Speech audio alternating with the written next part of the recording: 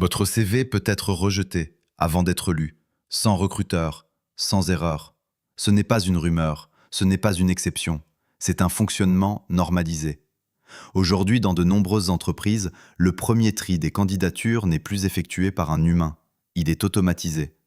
Des systèmes analysent les CV, ils comparent des mots-clés, des parcours, des profils jugés similaires à ceux déjà recrutés. Ils produisent un score. En dessous d'un seuil, la candidature est écartée, automatiquement. Personne ne lit le CV, personne ne décide individuellement. Ce n'est pas un recruteur qui vous refuse, ce n'est pas non plus une intelligence artificielle consciente. C'est une décision encodée. Des critères ont été définis, des priorités ont été fixées, et ces choix ont été traduits en règles statistiques. Quand votre profil ne correspond pas au modèle attendu, le processus s'arrête.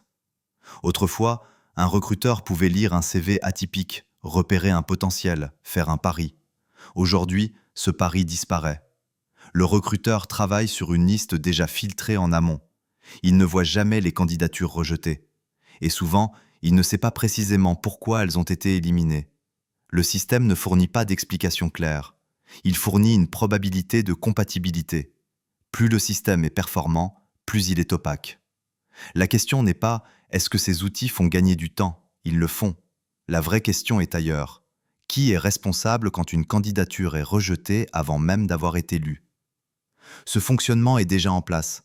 Il concerne des millions de candidats et il se déroule, le plus souvent, dans un silence total.